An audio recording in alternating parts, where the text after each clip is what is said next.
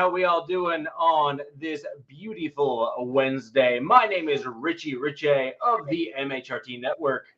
Down over to my right is the real Alex Givens of Arrowhead Addict. You can catch his articles there on the regular. Fantastic content for those who are Chiefs fans.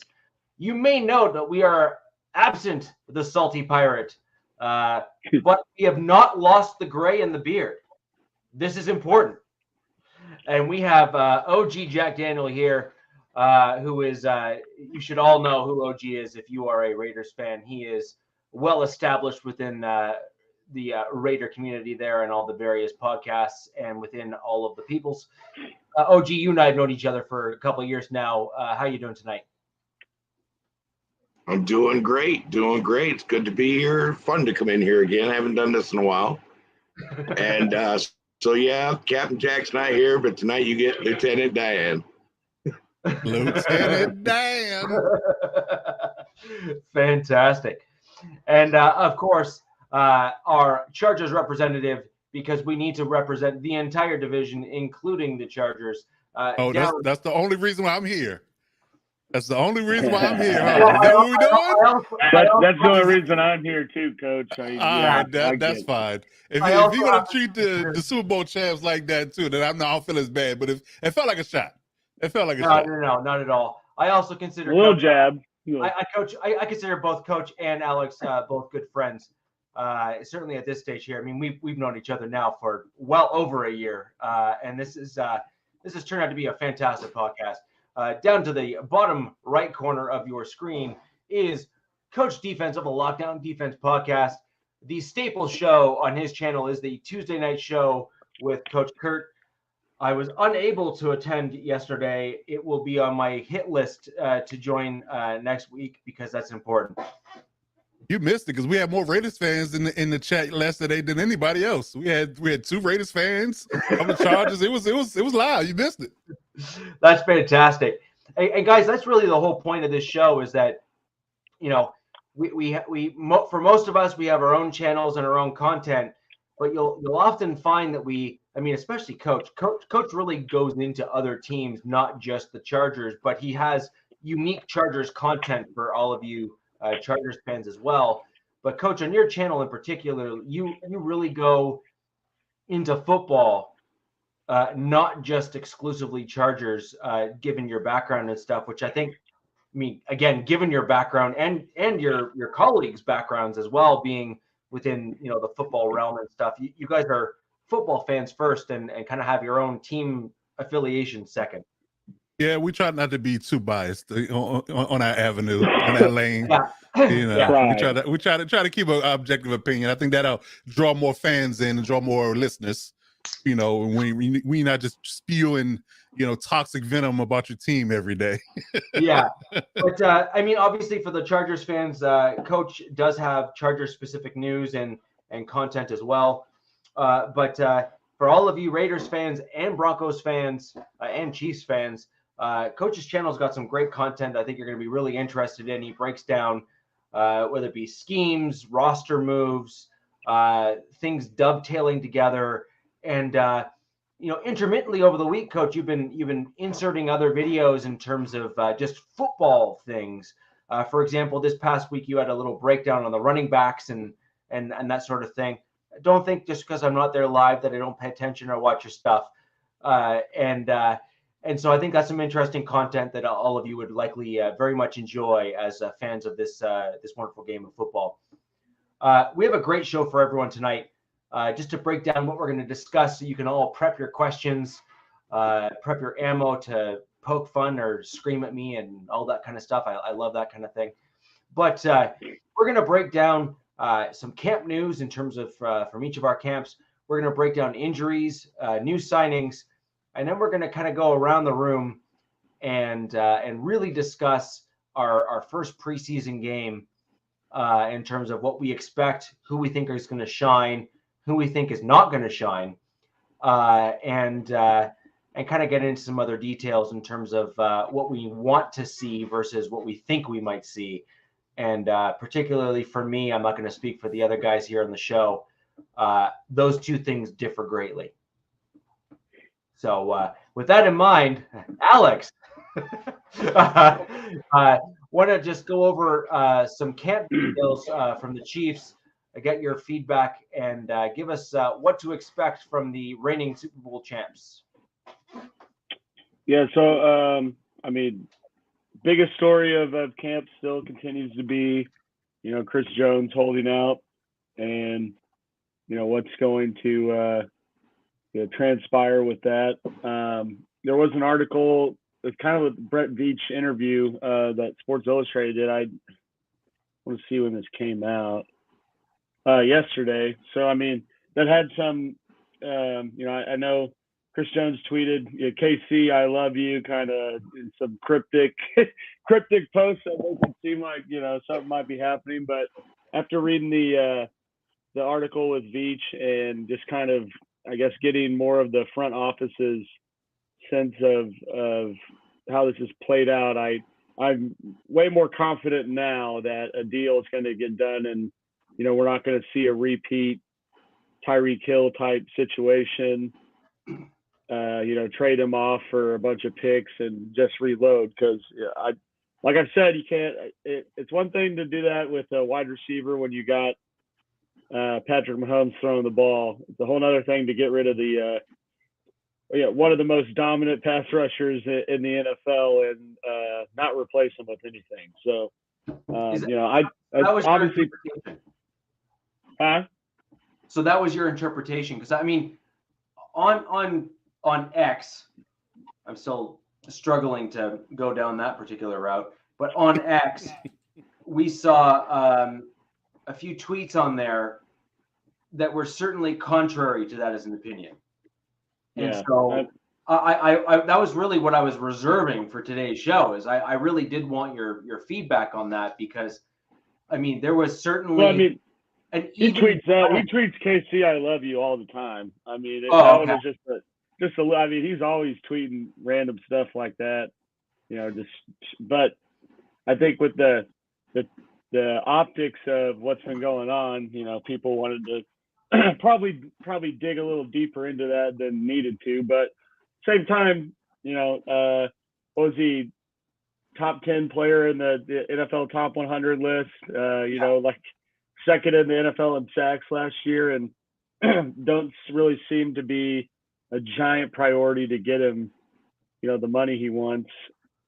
But like I was saying in that Brett Veach article, he made comments about the Tyreek Hill situation, and he said, we made a move like that with the mindset of having to have Chris Jones come up the next year and keep him here. And I mean, he said everything you want to say. Obviously, he's not going to go to a reporter and be like, yeah, I'm going to get rid of him once I get 3 first-round picks, or something.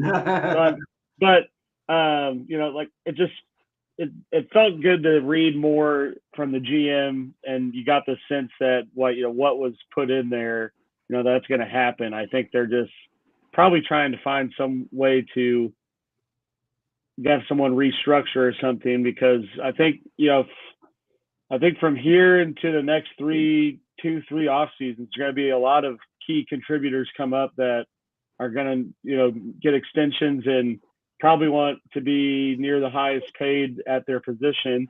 Looking at like Creed Humphrey, Trey Smith, 2 of the young offensive linemen. So, I mean, I think that's kind of where the halt is probably trying to figure out, who can restructure or who can we move on from when we get to that point, and not just, signing Chris Jones to whatever he wants and kicking the can down the road.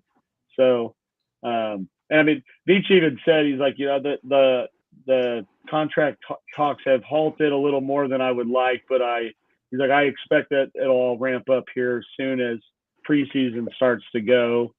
And, and I mean, they came out their unofficial depth chart, and he's still listed on there. So, I'm pretty confident that, he's going to stay in KC. It's just a matter of when will they reach an agreement, not if. So, outside of that, that's kind of obviously a huge headline consumer. But, really outside of that is just kind of updates on injuries. L'Jarius Sneed got hurt today, so he's now probably questionable for week 1. I think it was a knee injury. Yep. Which you never know with that. And that's a guy too that's in a contract year. So, I also said it could be someone they moved on from. So it'll be kind of interesting to watch that. But in other better news, I guess they announced over the weekend that they expect both Pacheco and Kadarius Toney to be full ready to go for week 1. So that's at least good, knowing that they're not going to be minus some troops when the regular season starts. So outside of that, not too much going on other than the Justin Ross hype train. So which we're going to continue to watch, but not too much, but not a whole lot more to talk about when you got the best one of the best defensive players in the league holding out of camp. So that's that really is an interesting one, Coach, with your background, knowing how kind of the cookie is made, or the sausage is put together in terms of defenses, and how certain people mean that much to a team. I mean, there's always one or two guys on every squad, whether it be rugby or football or any sport, that are just, you can't lose them. Like, it's one of those things. It's like you can lose anybody else and probably do okay, but you can't lose that guy. And Chris Jones is that guy. Chris Jones is that guy. He is that guy, and I think they know that. And he just turned 29, so I mean, he's not. You would think arguably he's got. I know GZ asked how many years. I'd say probably has 3-4 more years of being. Close to the level that he has been putting out, lately. I think part of the thing is like looking at the past with past Chiefs pass rushers. They paid Justin Houston just an absurd amount of money back when he was led the league in sacks, and then he just fell off a cliff. And I mean, credit to him, he's still finding ways. He's still to get getting on paid though. He's still getting paid. They gave him a 5-year, $100 million deal, which I know today's world sounds pretty cheap, but back then was then it upper echelon cheddar cheese, and he he just kind of went on. Chris Jones or Chandler Jones does, so Chandler Jones. But so I think there's stuff like that that's kind of making an issue too. But I mean, you can't let someone like that go, Yeah, totally agree. I think that it's one of the things where you just have to bite the bullet, man. You just gotta grit your teeth and just say, cut the check. Because listen, we can all agree that you not having him in your interior D line at any facet of the year is going to be problematic. Mm-hmm. Be problematic, and teams are going to exploit that, because you're trying to develop. You got we just talked about Big Curry. Just talked about this last night. You got what's his name? Charles. I was going to say Charles, but Charles Minihue, he just got suspended for 6 games. You're trying to develop your edge guys, and you're going to basically leave a wide semi-trailer hole in the middle of your defense. No, not a good idea. And looking last year, right? I mean, I think the Chiefs were pretty towards the bottom in terms of yards and points given up, but we're second behind the Eagles in sacks. And that's a large chunk to the 14 or 15 that Chris Jones had. And you can't really just dump someone like that off and be like, Derek Nandi will pick it up. Right. Right. So. Yeah, there's just no it's a way different approach than it was last year with paying Tyreek or not. Agreed. And I would just hate to see the front office take the similar type of gamble, because I just don't see it. I had faith last year. It was offensive side of the ball, and anytime you at least got one hell of an arm talent and a hell of an offensive mind, they're probably gonna be able to find a way to make it work. But it doesn't really work that way on defense. So. No, not at all. Not with your best player at that. Like, he's far and away your best player. Oh, not with edge rushers. Yeah. Well, no, but he's not even an edge rusher, OG. So I was going to tie it back over to the Raiders. What? I'm going to tie it back to the Raiders to allow you to kind of take it from there, which is we saw a drop off last year in the Raiders' pressure on quarterbacks. Once you saw Philon no longer be with your team, he was. I mean, he's a guy that even as a Broncos fan watching him saying that's one hell of a player, and he fit your team perfectly. Now, Tillery, believe it or not, actually filled in a little bit in that role last season. It shocked me. It shocked me. So over to you. When you see a guy like Chris Jones holding out, and then when you see a guy like Chris Jones, who is, I mean, he's kind of all of that and a bag of chips to kind of steal an Austin Powers line. As a Raiders fan, obviously, as an opponent, you'd say it'd be wonderful you didn't play for them. But I mean, thinking it from a team perspective, what are your thoughts on that? Not from a Raiders perspective, just on their situation. Yeah. I mean, yeah. Well, I mean, okay. I mean, from a team perspective, yeah, I wouldn't want to lose somebody like that. I would, you know what I mean? I wouldn't want to lose somebody like that. I'd be like Max Crosby. We got a Jones that we paid a lot of money. We got a Jones that we paid a lot of money to who didn't really perform that well this year. I mean, it would be like for us losing Max Crosby. No, no. Yeah. But we made sure he got his bag. You know what I mean? And we have someone holding out right now. Also, and I really want to see him back, and that's Josh Jacobs. He's, he hasn't signed the tag. He's, I heard a rumor that there's going to be some news tomorrow, and I hope it's good because I really want that guy back on the team. But I'll find out soon enough. A lot of people say they believe that he's going to sign it.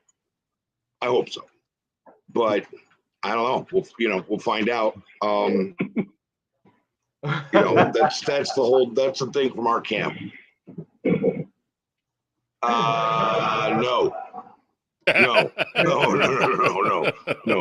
trading there. Nope. I saw that with Marcus Allen back in the day, and I don't ever want to see it again. That was the most devastating day of being a Raiders fan I ever had, is when Marcus Allen went to the Chiefs. That just hurt. And then he ran us ragged for the next few years. So, right. Yeah, I don't want to see anything like that. But no, it's we got that going on. We got we don't have a lot as far as the injuries, as far as major players. I mean, today I was just starting to read a storyline about Brandon Faison going down, and I went, oh man, I got to jump on this thing, so I didn't get to find out what it was or anything else, And then we got our 7th overall pick, our number 1 pick, which was Tyree Wilson, had that foot injury. Still waiting to hear, when he's going to be back in playing. That guy could be a force. That guy could be a force for years to come. And then we got, that's the main thing going on with us. And I'm just like hoping we get Josh Jacobs back. So Josh Jacobs for the Raiders on the offensive side of your play, just what you guys do. He is such an interesting player as far as I'm concerned, because you could totally see McDaniels trying to do what he and Belichick did in New England, which was to say, running backs don't matter, we'll be fine. Mm-hmm. Yeah. And then last year they couldn't run the ball, and then they finally said, all right, Josh, go back in. And then they could finally run the ball again. And that was fascinating to me. fascinating because it completely flies in the face of the narrative that you typically have in today's NFL, which is no, you get 3 dudes and you just kind of like interchange them to see what happens, and whoever has a hot hand that game, away you go. The Raiders tried to do that and it just failed. Yeah. Right. It just did. And then they gave Josh Jacobs the ball. Brandon Bolden, right? Yeah, like, and then from New England. Right, and then Jacobs stepped in, and all of a sudden you guys were right as rain again, running the ball, and he led the league in rushing and touchdowns, rushing, all of the important things. He killed it. It's not rocket science. Just saying. You got the guy. Just own the fact you got the guy. I mean, how many games? He only got to play in 14 games last year. And Jacobs got to be in 14 games last year and was elite. Yep. That's a bell cow guy. That's an old school bell cow guy. Yeah. So, anyways, but they're saying that Zeus in camp is getting a lot of the carries. Him and kid Sincere McCormick, they're doing well. It remains to be seen. Right now, a lot of things are up in the air as far as my point of view on all this. I don't speak for all Raiders fans, but the way I see it, it's like, we'll see. And if Josh does hold out a couple of games and then he comes back, all right, let's try. And the running game does not. If it isn't any good, I mean, he comes back and starts running like that again, then what? Well, then he has you over a barrel. But see, I think with running backs, teams don't care. Right. They're just like, yeah, you can rush for 2,000 yards. I'm not paying you. See ya. Go find some other idiot. Which is insane. But Alex, here's the kicker, though. All right, if there's such a dime a dozen, fine, no problem. Then why hasn't your offense been able to run the ball the same way with anybody else? I mean, I'm not saying you're wrong. I just teams look at it that way. I think they're just like, I don't care. Like, they probably get more upset when their running backs like breaking records because they're like, damn it. Ladies and gentlemen, one thing we don't do often enough on this podcast, but I do want to start doing it more, which is we would very much appreciate if you go ahead and like the video on all the channels here. That really does help us reach more fans and get more football fans of the AFC West in here, or just football fans in general. To be quite honest, I think our show kind of appeals to a much broader audience than even just the AFC West, just because it's largely football, but it's about the AFC West. So I think we really do have a pretty broad appeal when it comes to that kind of stuff. And of course, we all play various teams from other divisions. So why wouldn't you want to do some kind of opposition research by coming to a show like this to get that information? If you can go ahead and click those like buttons, we very much. If you are joining us after the fact, because of course sometimes you find these videos just randomly perusing places like YouTube and Facebook and other things, go ahead and leave those comments down below, and we are happy to go back and re-answer questions or whatever the case may be. And as another means of communication, all of our Twitter handles and or X handles, whatever you want to call them now, are down below here, and our names in the video. You can reach out to either one of us or any of us really, and we will go ahead and do our very best to answer your questions the best we can. Some of us have some direct team affiliations or not necessarily team affiliations, but we certainly have connections to various elements within teams. We also have some insider info that we get through some of our sources. So if you have questions, feel free to reach out and ask.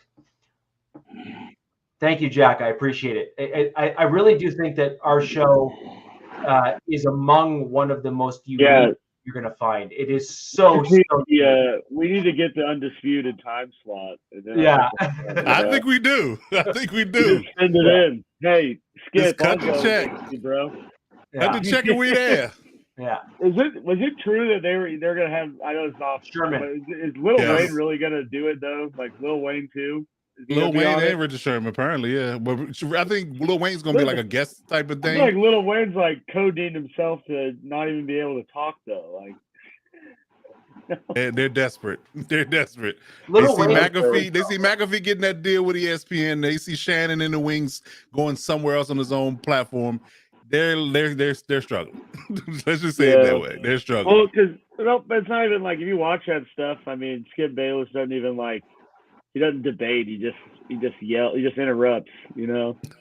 So like, there's just Don't get me started. Don't get me started. Yeah. But I'm actually interested to see what him and Sherman's dynamic based on their history is going to be like. I'm very interested in that because I think that Sherman has way more or way less of a patience meter than Shannon did. Yeah. Yeah. Sherman ain't gonna put up with him.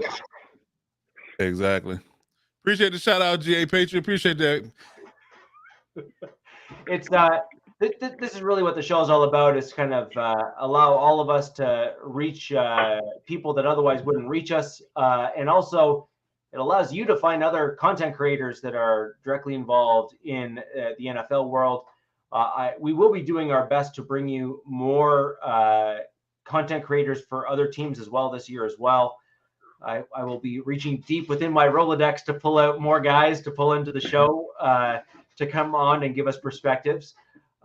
Because I really think it's fascinating for all of us to have the other team's side of things, because I mean, at the end of the day, we only have so much time in our day, and you're not going to have the time to really break down another team. So why not have somebody else who follows them and that's their jam help you with that stuff? And that's really what we try to do here, is to kind of bring all of that together into one spot.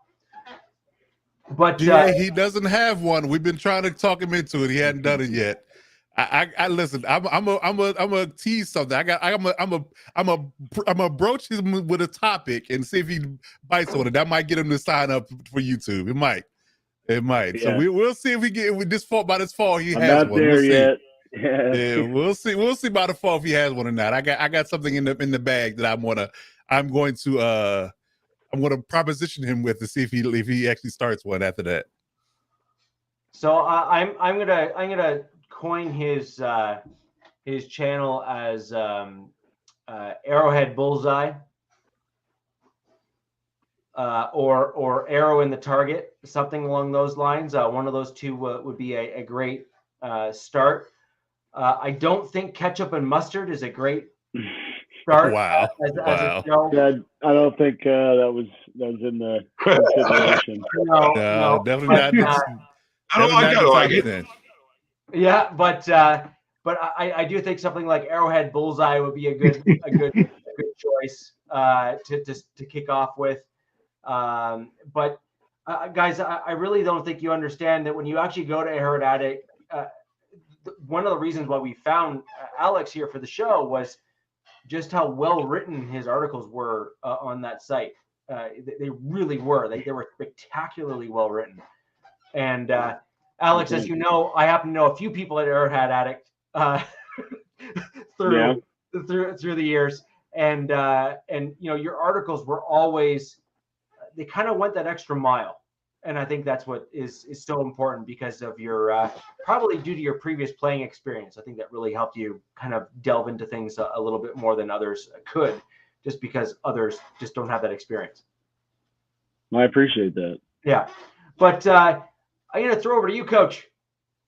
Curious to see what your thoughts are for your minicamp injuries, that sort of thing, and then we'll break into preseason shortly after this. Well, I don't want to talk about the injury worry too much because we've been, pretty blessed to this point. Listen, knocking on wood, let's get the 4-leaf clovers and the rabbit foot out. I'm praying for health at this point. We're doing pretty good for 2.5 weeks into camp, but little knickknacks here and there, a couple of rest days. Trey Pipkins and been dealing with a little leg issue. He's working his way back. I think Rashad Slater and Quentin Johnson had a little bit of a I don't want to call it a flu bug, but they listed them as illnesses.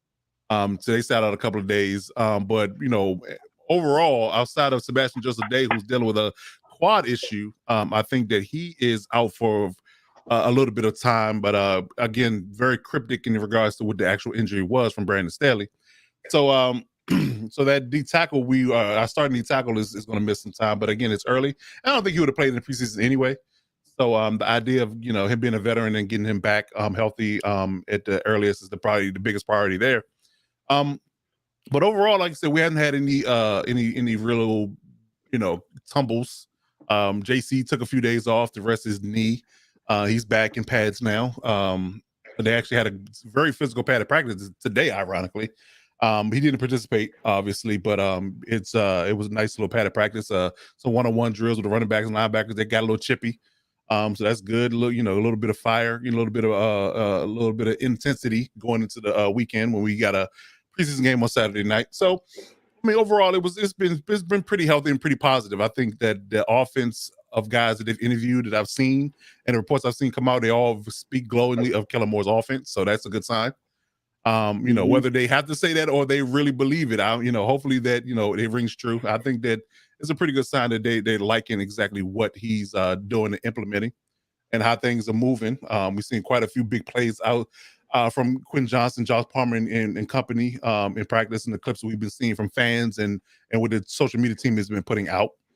But overall, I'm looking forward to this weekend. We get plenty of football. We only got one game last week, and we got a bunch of reserves. So I'm looking to see exactly, some starters play in certain facets, certain games, and certain guys that you are trying to get a beat on when it comes down to.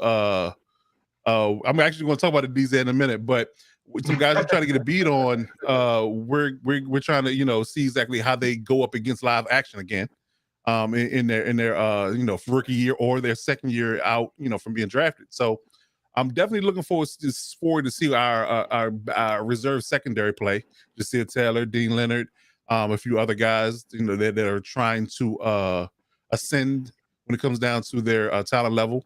Because I think that if they are going to make a mark and we see a shift and then dynamic. When it comes down to them being, potential starters, I think the time would be now, based upon their progression from the end of last year to now. And I think they're doing a pretty good job when it comes down to developing their. You got 2, 4, 3 guys, in late rounds. That's already a blessing. And on top of that, if you can get them to, technically sound and be solid defenders in the secondary, then that's a good bold for the future. So I'm looking to see what those guys do, what our reserve linebackers do, what our reserve edge guys do, because they're going to be called upon in certain either reserve roles or if, somebody, God forbid, takes an injury or has to sit out a play or two or just need a rest. You don't see a complete and utter drop-off in production. I've seen Thule bully a couple of tackles, reserve tackles in practice, so that's a good sign. So, yeah, I'm just really looking to see what the reserves is going to do because, again, nice. Yeah, I definitely agree with that. Listen, I think she's a low-key Chargers fan too. So, I think Justin Herbert has the inside track on that. I think she loved Justin. I think she loved Justin. Just to let you know, DZ, he's closer to you than you are. You over here with me, so he got more access. I'm just saying, but yeah, I think that I'm really looking forward to seeing what the reserves doing, what our depth is going to look like, and how they're going to progress. In all honesty, definitely got my eyes on Deion Henley.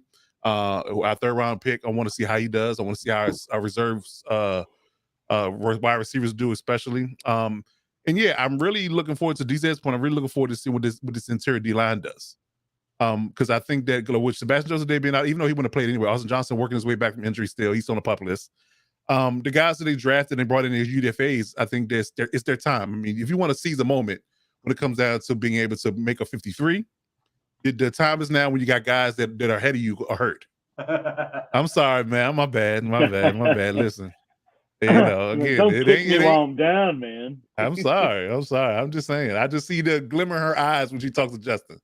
You can't ignore it. At least you know what the competition is. So, but yeah, definitely seeing what the interior D line is going to be like. I think that we have to shore that up. That's the biggest glaring need for me. I am coach defense. I'm a defensive guy, but let's be honest here. The offense in the last 3 years hasn't been a problem. The defense has been the issue for the Chargers, and for Brandon Staley to be a defensive-minded head coach That's the issue. You know, typically when you have guys that have niches, when it comes down to what they kind of focus on, what they made their mark on, what they made their name on, that typically gets fixed first, not last. You know, you've had a top 10, top 5 offense in the past 3 years, and you have had a top 5 defense, a bottom 5 defense. So I think that has to take leaps and bounds this year. If it doesn't, I think it still is on a complete and utter hot seat, in my opinion. But I definitely want to see what those big guys do. Scott Maylock, who we drafted, who's a D tackle, strong, big run stopping D tackle. I want to see what he can do. I want to see what Gerard Clark does. What DZ just said in the chat too. I want to see what he does. I think they're really good run stopping guys, and I want to see what they can do. And they kind of fill that void lost by Brandon Fehoko and Forrest Merrill. I want to see if they can shore up this interior, because if we can shore up the interior with an upgraded linebacker and a healthy secondary, I think we'll be much better against the run. Because that's where it starts. If we can't stop the run, then we have no shot of being anywhere in any facet competitive on defense. So stopping the run and being shored up there is going to be paramount, and that's what I'm going to be watching very, very closely. So we're going to see exactly how that goes. But what you got, Rich? Of those guys, who do you think will be low-key good at rushing the passer? Out of the interior guys? Outside of... let's put it this way. Today's NFL, there's no way you're going to disagree with me on this, but maybe I'm wrong. But today's NFL, the number one way of winning games today is stopping the run, but getting to the passer from the interior of the D line. So whether that be D end or D tackle, either way, that interior group of the D line is what seems to win you games in today's NFL.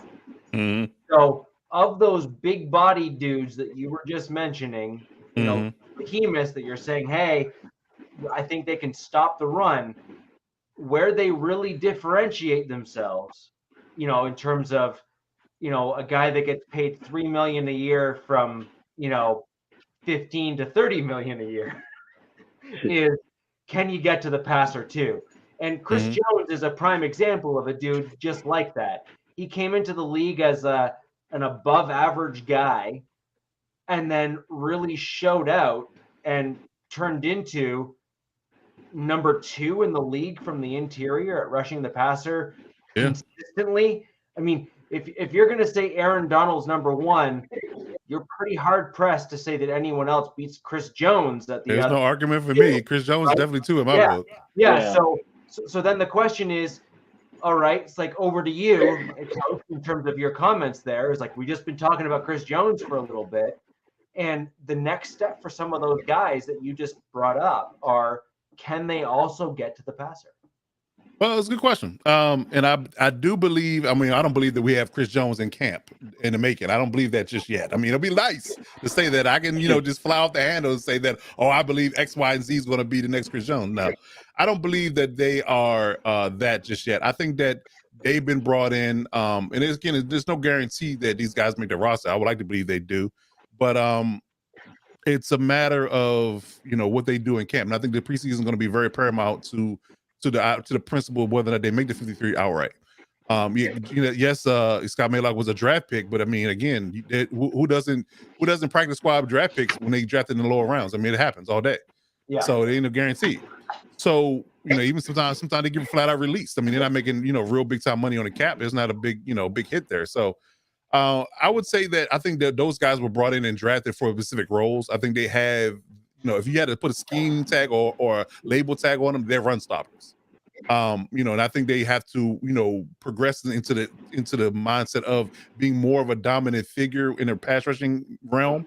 I think that if you had to, label guys that are more hybrid, I think Sebastian Joseph Day and Morgan Fox are more of those guys in the interior that are going to be those primary guys to rush the passer on third down. I would even say Thule is probably a guy they can probably line him up and kind of do some stunning and some trickery with him and Bosa and Mack on outside and line them up in a NASCAR package. You got Morgan Fox, Thule, Bosa, and Mack all lining up together, rushing the passer and and getting real exotic in that look. So, but I think Gerard Clark and Scott Maylock were more run stopping out of college. I think that's what they made their money at and made their headway. That's why they're in the pro level now. But it's going to take some work for them to get up to the area idea in the area of being a straight up, 3 or 4 down guy. Right now I think they're 2 down guys. Kind of like what Jordan Davis was. I'm not saying he's Jordan Davis at all, but Jordan Davis is more known for his run stopping ability. He hasn't been a refined pass rusher yet. Jalen Carter's a whole different conversation. I think he's both, but I think that you put that tag on, I think they're more run stopping. Right. So basically, what I'm thinking of is, if I'm kind of gonna bring this back to the Broncos because that's obviously who I know the best. Is Terrence Knighton had a nickname as being pot roast. That was his nickname. I remember that. Mm-hmm. And no one really thought that he would amount to anything outside of like a run stuffing interior defensive lineman. That dude was dominant at getting to the passer. Yeah, but not right off. Like he had to work to get there. No, he had to build himself up to that point, right? Mm-hmm. And so he is the type of guy that I'm kind of trying to toss over to you to kind of say, who do you think of those guys would turn into? I mean, dude, even if they turned into a Terrence Knighton, that is like that's perfect for your team. Mm-hmm. So that's kind of BC, what's happening? Yeah, I really believe. He's back. I really believe that again, that's where where their niche is going to be early. And I do believe the two is a little bit of athleticism involved in that. I mean, we're just talking about road graders when we talk about Maylock and Clark, right? We're talking about 300 plus. Just eat weights. Just if you don't double team him, he's going to make your life hell in hell kind of guy. That type of thing. Now, because in Knighton's case, Jones' case, I think Day and Fox case, they're strong at the point of attack, but they also have speed when you're going downhill. So I think that those guys are more so suited for those roles, and I think there's a clear delineation when it comes down to who's going to be on the field on first and second down versus who's going to be on the field on third down. But again, I think it's going to take some time and some effort and some development to get the other guys up to that 3 down lineman role, in my opinion. Fair enough. So OG, I'm going to give you a moment there to kind of pull together the Raiders stuff for the fans of the show, to kind of expand on what you spoke about earlier, to kind of go into the full camp stuff for the Raiders and talk about specific players. I'm going to get into a little bit of the Broncos here for those joining the show. I'm not going to lie. As far as Broncos fans go, I am certainly not your typical Broncos fan. I am far from it, actually. As far as those on the network, I am known as the pessimist. I wear that hat or jersey or banner with pride. And these past years, I have been more right than wrong. And so it is what it is. Looking at this year for the Broncos, I am equally as concerned. I have major concerns with our interior defensive line coming into the season. I have major concerns with our offensive line coming into the season. And when you see teams that typically win and do very well, they typically don't hide a lot. They typically are open books when it comes to all of the different position groups. And in addition to that, they typically target with purpose. And I say that when I look at the Chiefs as an example, when they signed Patrick Mahomes, they targeted top tier, very specific offensive linemen to protect Mahomes that they felt fit the versatile style of Andy Reid.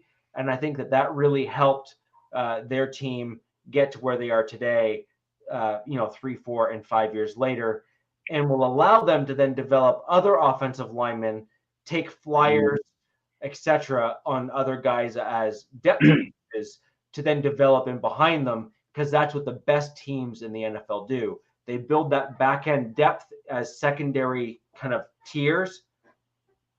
I would argue the Chargers are doing that very same thing on their offensive line as well. We spoke about that the last several weeks as well.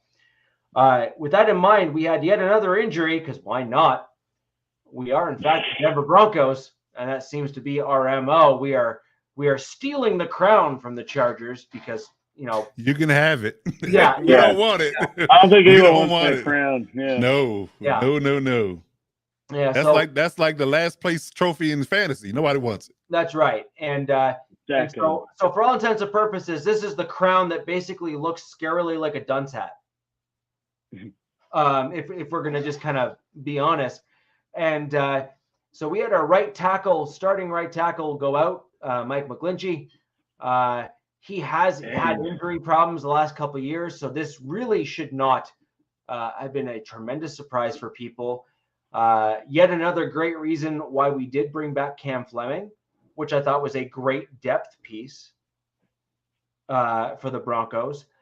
But what it does show is, for those of you who do follow me on Twitter, I have been, pretty direct when it comes to this sort of thing, where I mean, Coach Alex, you guys have known me long enough, where my thing is build the trenches and the rest will kind of figure itself out. That's literally my that's my banner. Like if I were to have like a sign above my head, that would basically be it. That's it. Like that literally is it. And what we're seeing these past few years from the Broncos is build the edges, try to make them look really flashy, and maybe teams will focus that direction. But teams are not focusing that direction because they actually know football. And they know that if they can attack the interior, it's the fastest way to get to the quarterback. And it's also the fastest way to break down the field and do well. And so that's why the Denver Broncos have safeties that are leading tacklers on the team, because that means that you're getting into the second and third level, which is never a good thing. Coach, you're going to probably be smiling and nodding when it comes to that as a general statement. You're like, yeah, of course, that's the way it works. And that's why I'm not wrong. And on the offensive side of the ball, building that interior of the offensive line, the center and the two guards, especially in a Sean Payton-led offense, because that's really where he likes to run the ball, is right up that middle part of the field. You really need to have strong guard and center play, and the Broncos don't have that either. But the right tackle helps your quarterback stretch those pass plays, and also allows those outside runs to really kind of break down the field. And our left tackle is also coming off of injury. So my concerns are primarily on the edges of our offensive line now, given our now extensive injury history there. And also concerned that, Garrett Bowles came into the league as an older player. A lot of people didn't realize that. He came in as like an upper 20s when he, or mid to upper 20s into the league. And once you start getting into that age range, it doesn't matter who you are. You're no longer producing the same amount of testosterone, which is one of the things that's really required to help your body recover. And he's now into that upper age group, and it's not a matter of me not liking people. It's a matter of me just looking at biology and other basics of contact sports and saying that, when you're getting hit that hard and taking that kind of abuse on your body, it takes a toll. I do want to give a shout out just real quick while I do have the mic here. Joel Dreesen and I of the Denver Broncos, the tight end for the Broncos under Peyton Manning, had a really lovely volley of communications a few weeks ago or a week ago between last show and this show, just congratulating him and me reaching out to him. He is the type of tight end that I really think that the Denver Broncos and frankly more football needs more of, which is that well-rounded style tight end that can both block and pass catch.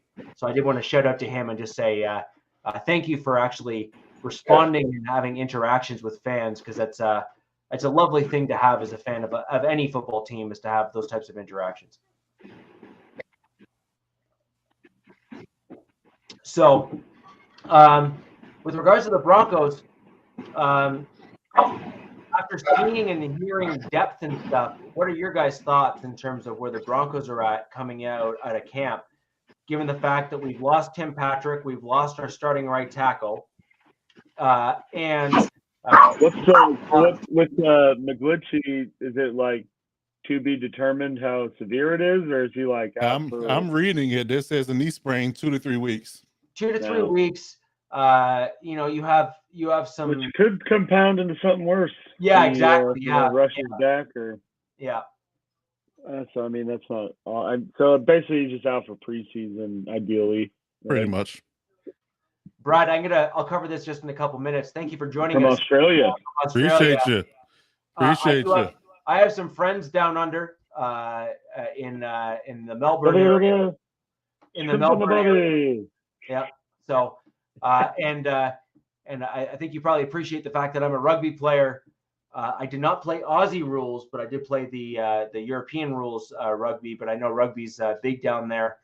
I actually had an offer to go to Australia when I was about 10 years or so younger than I am now.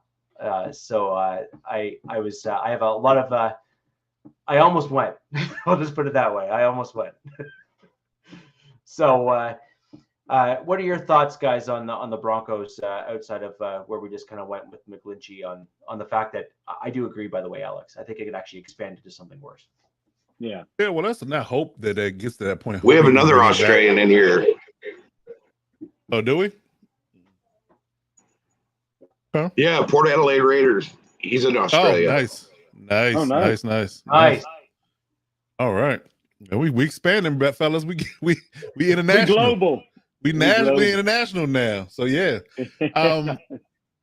I think that it's not of course Tim Patrick and losing Hamler is a big deal. I'm not going you're not going to not going to just sweep that under the rug, but I think that outside of that, in pretty safe. I'm looking at Justin Simmons, although I've been hearing good things from him in camp.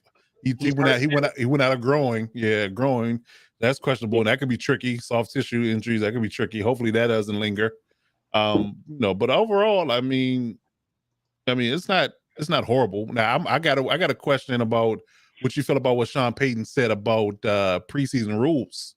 How he's going to conduct things on the sideline and things of that nature. What do you feel about that? Yeah, no interviews, no pads off, no a lot of no's. Ain't a whole lot of you can do's. There's a whole lot of I can't do. If you want to run down the list. I loved the rules. Like I in fact, I don't know if you saw my tweet on that, Coach. I did. That's why I brought it up. Yeah, I don't. Yeah, so I mean, I've been vocal, but nothing else on that stuff. I love those. I mean, to me, that is for those of you on the show. You all know back when the Broncos actually knew how to win games. We were under the tutelage of Gary Kubiak back at that time. And that's how he ran his team as well, which is you win, you can do fun things. You don't win, sit your rear end on the bench and shut up. And I'm that's kind of my style too. That's the way that I was kind of brought up in contact sports, which is you can have fun when you're winning. And if you're not winning, sit down, shut up, and figure out what to do better. Yeah. I kind of took it as, I think when you couple that with the comments he made about Hackett and the team last year, whether I think that all should have been said or not, I think that's kind of the double down of this is going to be a totally different team, and this is how I do it. Either piss or get off the pot here. Yeah, exactly. Which is probably what you need given how last season went. I just don't know if it needs to be as vocal and in the news. It's like seems like that's been more of the it's not like I go and read Broncos news all the time. So I'm more taking whatever algorithm X works out for me and puts in my feed, But it seems like a lot more of the leading into preseason stuff is either injuries or like talk about how bad last year was. It's not really like talking about, I don't see a lot of, so-and-so's really meshing into Payton's scheme, or, you know, Russ is really building rapport with someone. Just seems to be more of like, last year sucked, but we'll be better. And if not, then at least, you know, I spent this whole time saying last year was terrible. Well, actually, it's more interesting than that for Broncos camp this year, Alex. It's last year sucked. This year will hopefully be better. Given your profession, I know you caught the words that I used there.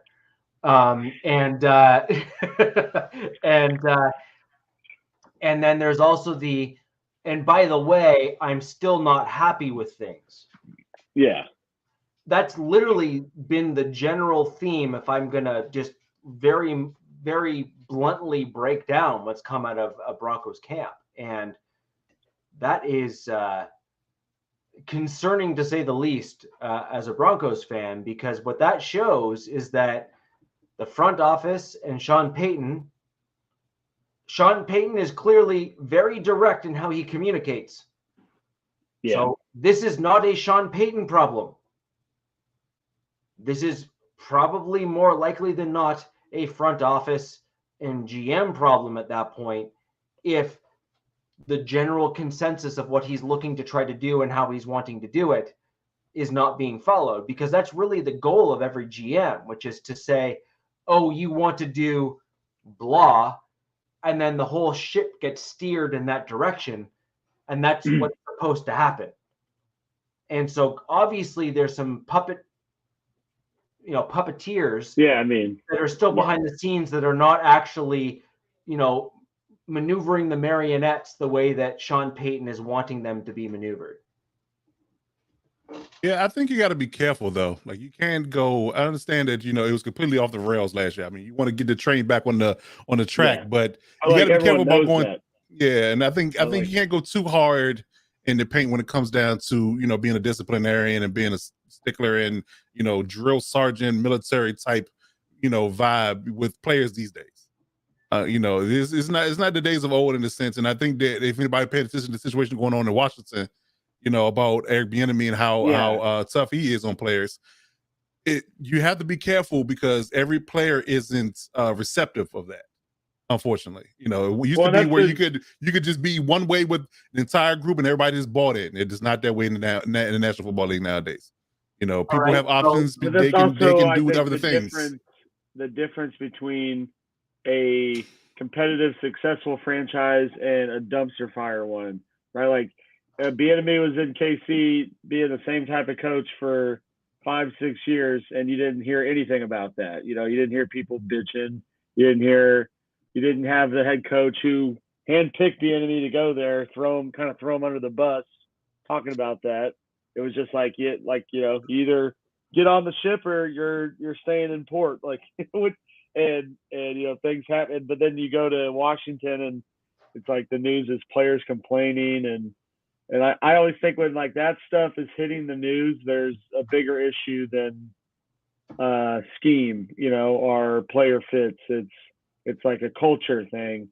And I mean, even at the professional level, culture is a big part of being successful, Yeah, culture definitely matters, and establishing the right culture and having the right guys to buy in that culture is going to be paramount whether or not you win games or not.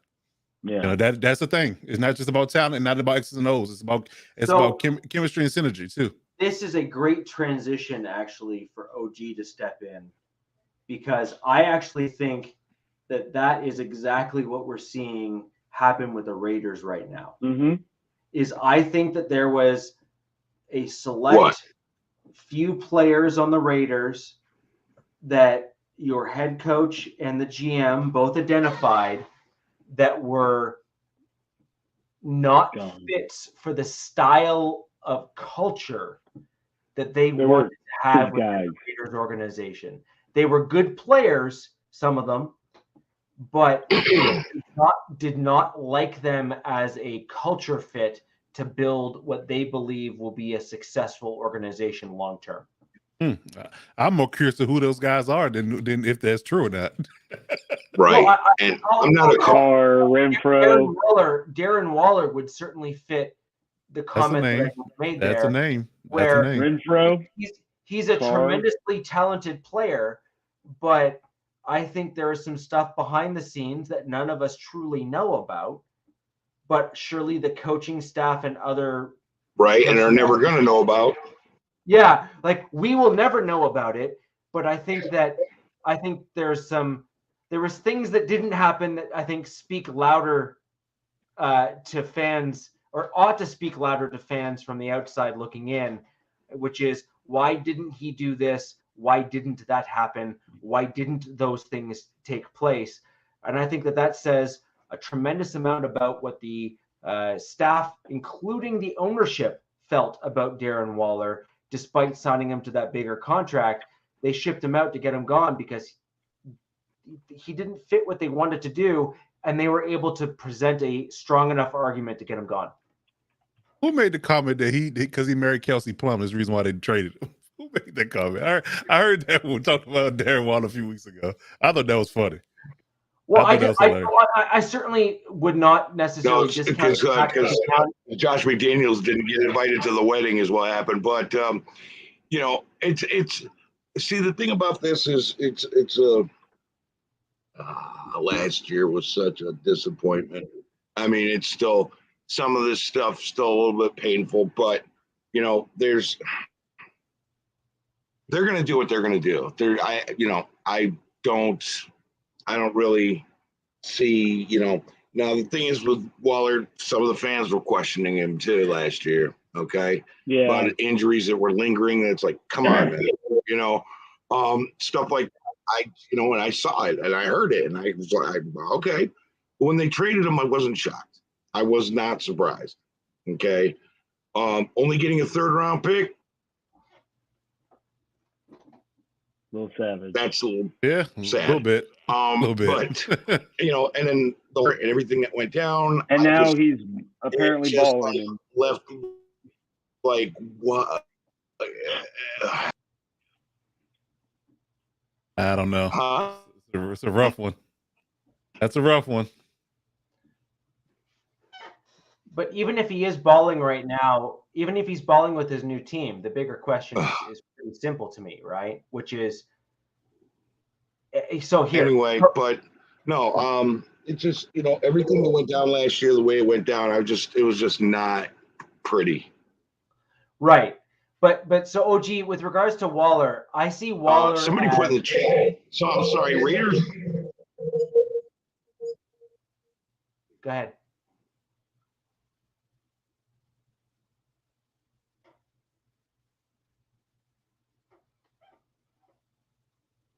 Go ahead.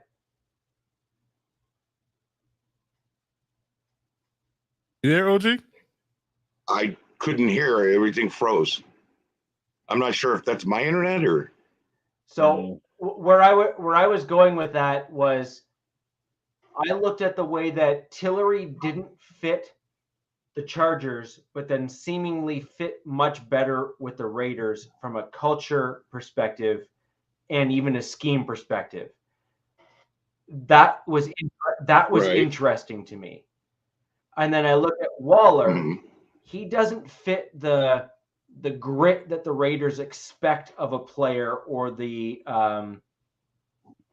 he's more of a finesse guy, in my opinion, than he is a grit player. And I think that the Raiders need a grit style player in order to succeed and do well with the Raiders, because that's who they are as a team. That's how they play. That's their style. So I think that is largely and we drafted him in the 2nd round. Right. And so you need and expect a guy that's going to be exceptional when it comes to that kind of stuff, right? And so I think Moreau fit your team much better than Waller did in terms of stylistically. I think he fit your guys' team better than Waller did in terms of what he did. But with that in mind, I think you guys kind of backfilled that tight end room with. They let him go too. I think you did way better for your team this year.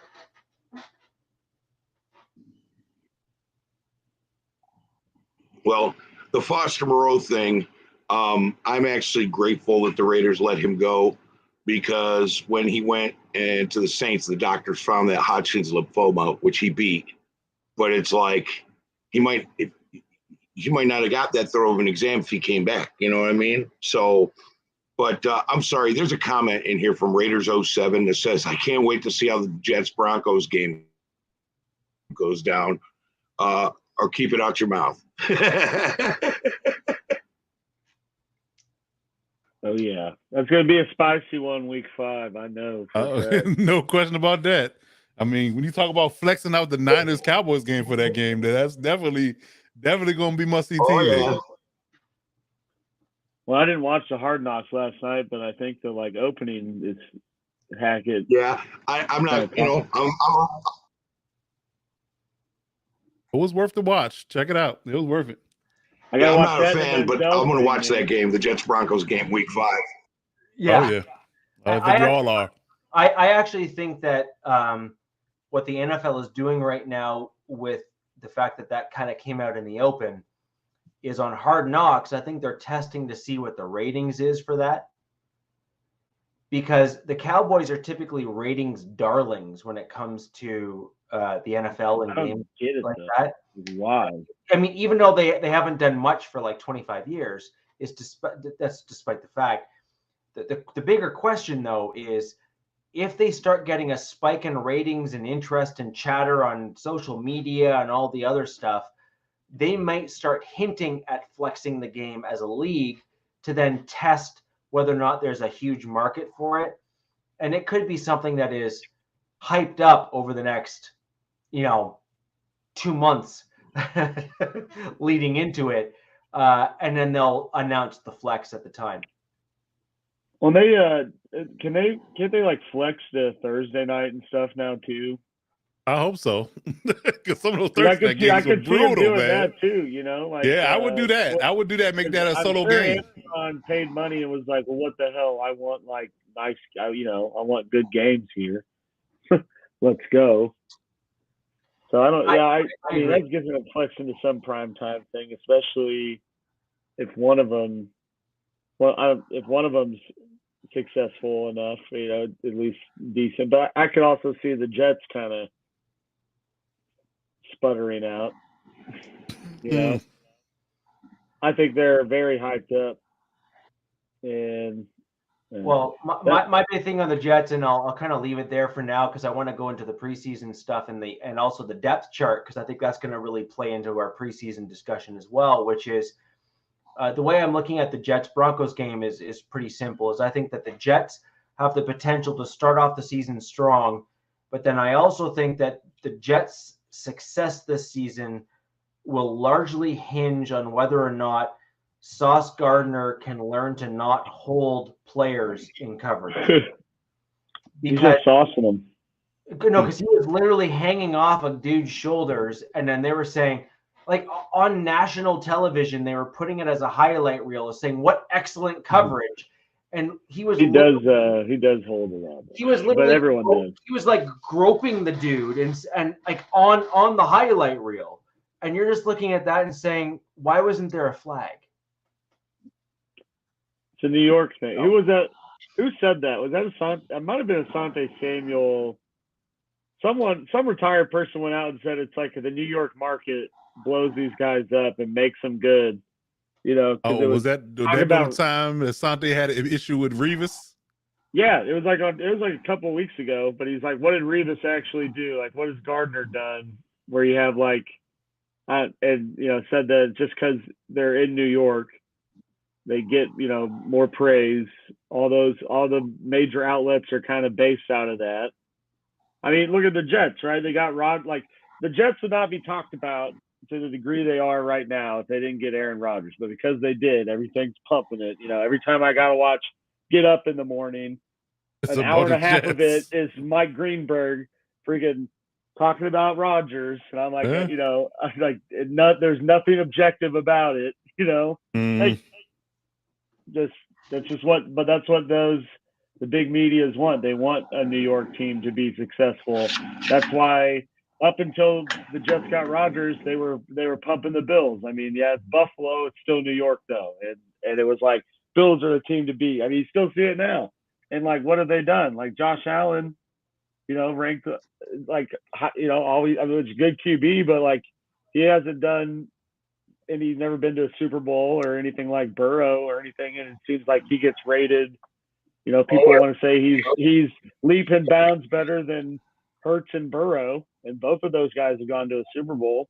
But I think because Josh Allen's in New York, he's just going to get, he's going to get blown up. The only thing I will say about Allen is he's never. That's funny too. The Bills are the only team in New York. Right. So, guys, I'm going to go around the table for each of you. OG, we're going to start with you and discuss your pre-release depth chart, as well as what you expect after seeing that from your first preseason game. Okay. Well, what do I expect? Yes. Well, I don't know if we're going to start starters this year or not. Last year we did. Oh, we are. Okay. All right. So as far as the preseason, the depth chart, on offense, I mean, we got a lot of receivers, and not all these guys are going to make the team, but there's guys starting to make some noise in camp from what I've heard. Okay. Like Philip Dorsett and Devontae Adams. Philip Dorsett's right behind him. Keelan Cole and Cam Sims, maybe, but yeah, I've heard Philip Dorsett's been doing really well. Colton Miller and then Brandon Parker. Colton Miller's definitely got that locked up. Brandon Parker, and then Dylan Parham for left guard. He's doing well. Andre James, of course, our center. But we also have Veronis Grasu as a backup. And then right guard, we got Alex Bars. But behind him, we got Greg Van Roten, and I think he's like really giving him a run for the money for that spot. Like he wants that spot, and you can, they're battling. And then we have right tackle Jermaine Illuminor and Thayer Mumford right behind him, and I've heard that's a camp battle. Those two are both fighting for that spot. And then our tight ends, I mean, we got Jesper Horsted, we got Michael Mayer, we got Austin Hooper, we got, a few guys, but I don't know how many we're going to keep. I know, probably going to keep at least 3. And then, like I said, the wide receiver, like Hunter Renfro's in there and Trey Tucker's having a good camp. Jimmy Garoppolo is going to start. But you don't sound so happy about that. I just question, like, okay, how long is he going to be there? He's got that injury history that's crazy. But from what I've heard, that rookie Aiden O'Connell's been turning heads. Okay, so there might be a little bit of a camp battle there. And then right now you got Zamir White, and you got Amir Abdullah, Brandon Bolden, Britton Brown, Sincere McCormick. I've heard Sincere McCormick's been making some noise. Amir White's been getting a lot of play, a lot of reps in. But if Josh Jacobs comes back, then I don't, it. What are you going to do? Not run him, And then, we got our fullback Jacob Johnson, and then our defense, of course, is Max Crosby. Behind him is Malcolm Kuntz, pretty good. Defensive tackle Jerry Tillery, I like that. And then we got like 4 other guys that are backing him up. Paul Nichols, he's in there. I like that. Chandler Jones, okay. He better, if he's not productive this year, hopefully Tyree Wilson can step in and do something. But that kid may have to go get himself ready for a year. He's a rookie, especially at defensive end. And then our linebackers, we've got Divine Diablo, Robert Spillane, and we got Luke Masterson in there. And then we've got Amari Burney as a backup, who looks pretty good. And then our cornerbacks, we got Nate Hobbs and Jacorian Bennett. Now, I like that kid. That Jacorian Bennett, he's been making a lot of noise at camp. And then the somebody said it a long time ago. I don't know who that guy was. Somebody said that a long time ago that Corey Bennett was going to be a star. Yeah, well, he's going to be. And then we got Marcus Peters and Brandon Faison. Brandon Faison, I guess, went down today. I don't know what the result of that was. We also got Amik Robertson in there. So, you know, I didn't get to see the Brandon Faison story or read everything about it, so I don't know what kind of injury it was. And then we have, let's see. Oh, Trayvon Merrick and Isaiah Polamau. Those two, that's been a little bit of a battle, but those two are hanging out together too. And then our strong safety, we got Marcus Epps, which I think was a good signing. And then we have Roderick Teamer behind him, which he made the team last year, so I don't see why he wouldn't. So we got some camp battles going on. We got some good ones going on.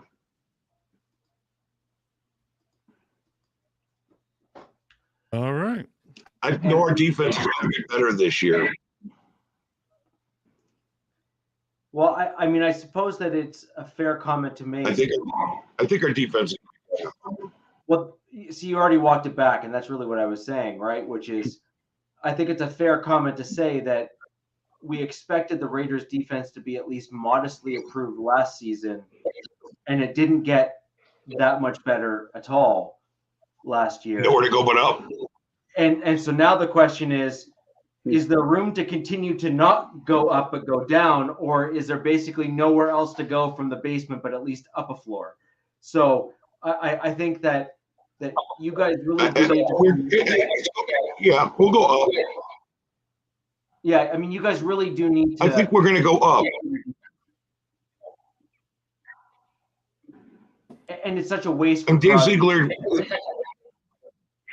It's a waste for Crosby. But Dave Ziegler ran this draft, and it wasn't a Mike Mayock draft. It was a Dave Ziegler draft, and actually, I sat there for the first time in a couple of years and didn't scratch my head going, who?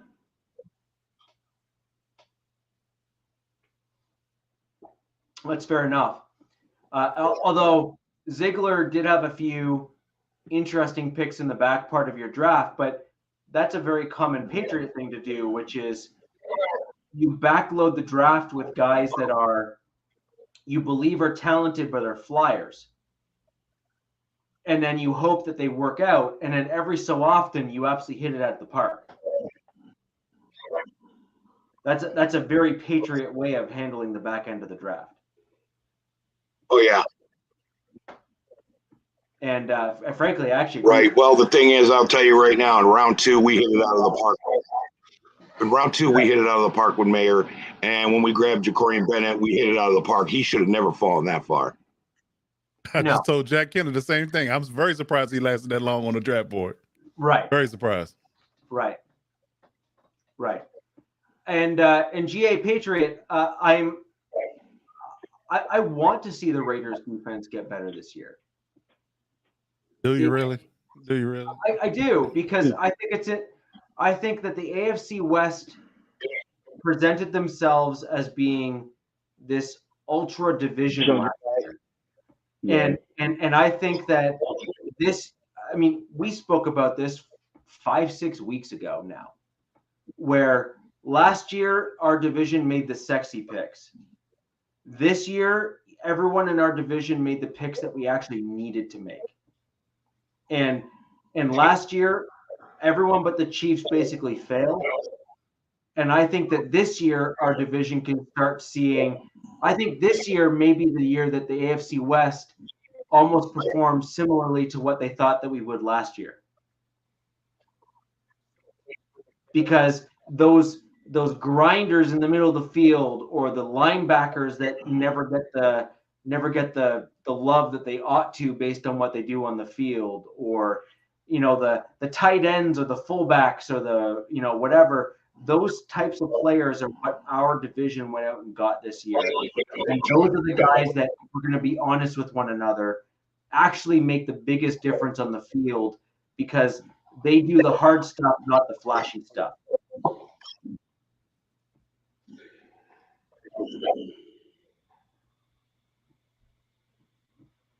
And as a linebacker, I'm surprised you're not agreeing, Coach. Oh, I thought you were talking to OG. I'm sorry. I didn't think it was referenced to me directly, but No. I think that this year, I think we're going to start seeing our division level up as a division. I hope so, especially for our sake. Yeah. I definitely hope so. Yeah. So that's my general. That's my general. That's my general take on it. But anyways, with regards to the Chiefs, Alex, over to you so you can kind of give us a little bit of a breakdown in terms of what you think. First preseason game and depth chart. What are your thoughts? Who do you think you're going to see? All those sorts of things.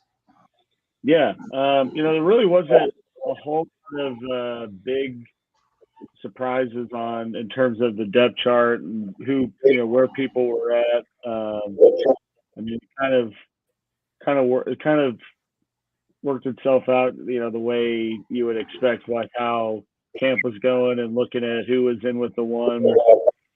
I'm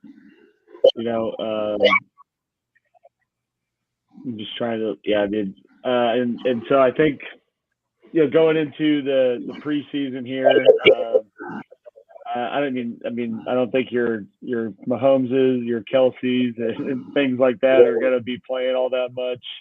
And I think the bigger thing will be, obviously, see if Deneric Prince or one of these other kind of late round undrafted flyer type people in terms of running back or wide receiver or special teams kind of makes enough impression to work their way into the fold. I mentioned Deneric Prince specifically just because I think, they got him listed number one in terms of returning kicks. So they obviously value him in terms of special teams, and that was a guy they made a point to go get once the draft was done. So I think it'll be intriguing to see how he works in to the fold on top of, the looming fact that Clyde Edwards-Helaire is still there. And I think that you see the Chiefs maybe move on from him if a team, has an injury at running back or something that needs some other serviceable legs. I kind of think that's what they're doing. Because otherwise I don't really understand why they would keep him and then, sign McKinnon back and get these undrafted guys. And so that's going to be one of the more intriguing things to see how that plays out on top of, I don't think Tony's going to play in the preseason at all. I don't think you see really Valdez-Scantling out there. But I think that kind of opens up an opportunity to see, how does Sky Moore look, kind of being more of a focal point in these preseason games and getting, probably more targets than he would get with those guys out there. Or how does Justin Ross kind of work in? I think Justin Ross is probably the biggest one to watch, just because, the dude is an athletic freak for like the stuff he does running routes that he shouldn't do for how big he is. And obviously has injury concerns. That's why he went undrafted. I think if he didn't have injury concerns, that dude's a first round pick. Because you got to remember in that national title game at Clemson, I think he had like 8 catches for 160 yards and 1 or 2 touchdowns on a secondary that had Surtain and I think Minkah Fitzpatrick and Travion Diggs. So if he was able to do that secondary with players like that, you would imagine what could happen if he's healthy and into a fold like an offense with Mahomes and Kelsey and Andy Reid kind of drawing up plays. So I think that'll be interesting to see. On top of Rashid Rice, the other rookie, and that's more for the offense. Just as I've said, kind of as we've got on through the training camp here, just how those younger guys, who kind of rises to the top. And really, the most experienced returning guy is Valdez-Scantling, and so I think that there's obviously a lot of potential here for someone to kind of jump the line and get more targets than they anticipated through preseason play. Moving to the defensive side of the ball, really nothing too interesting in terms of where people were at. I will say that I guess most interesting thing was Felix Uzoma, the first round pick, currently listed as third string defensive end or right end. But that every team stresses how unofficial these things are. So I mean, I'm not really. That's kind of what Andy Reid does with his rookies. I think Karlaftis was third or fourth string until week 1, and they're like, hey, nope, he's starting, and he did pretty good. So. I think with the Amenahue suspension, that's going to be a thing to watch. How I think he's going to have to end up getting up to speed more, because up till the Amenahue suspension came out, Felix wasn't getting a whole lot of first, second team reps. But that's kind of what they do with rookies, make them work their. But I mean, with that type of suspension, given you let Frank Clark walk, because you signed a player like Amenahue and you're not going to have him for the first 6 games, you're going to need to get your first round rookie up to speed and hope that he at least can produce a little bit. And that's also assuming that they sign Chris Jones. I mean, it's all going to go to shit if they don't do that. So that's a fact. That is a fact. I'm saying all these added stipulations, but if Chris Jones ain't there, it really won't freaking matter. And then, in terms of where other guys are at, nothing too crazy. Leo Chanel is listed first on the depth chart with Tranquil behind Nick Bolton, but I imagine that kind of works itself out. Plus, they have these guys, listed, but like that, but also, do a lot of special packages and stuff. So, I imagine Tranquil will be out there more than Chanel, even if Chanel's listed one on the depth chart. And then the last person to kind of watch out for, or I'm excited to see, is safety Chamari Connor, which I know is another Coach Jim. So I think that'll be. I mean, dude's a freak. I think one hell of a safety and a hell of a player in the draft. So it'll be interesting to see if he can kind of jump Brian Cook or work his way into playing more than they typically like to play, rookie secondary players. So that's kind of the one to watch in terms of defense going into the preseason, which first week is against the Saints. So, I imagine it'll be a heavy dose of Blaine Gabbert and Shane Buechele. Cocaine Blaine.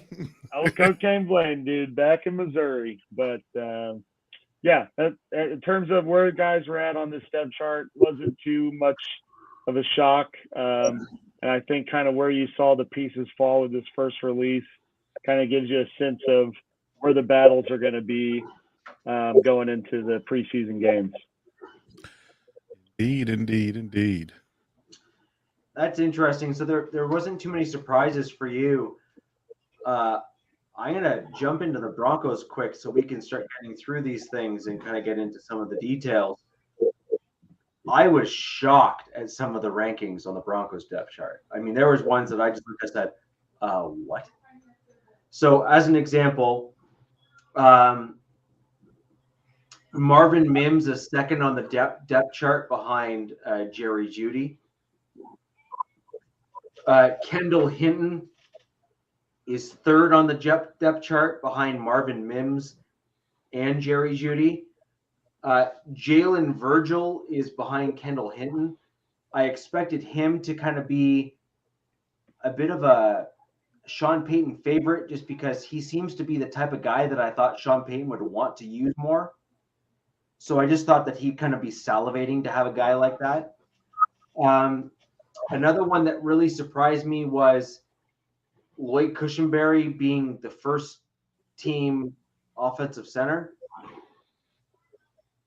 That has me concerned a lot. And by a lot, I mean a lot.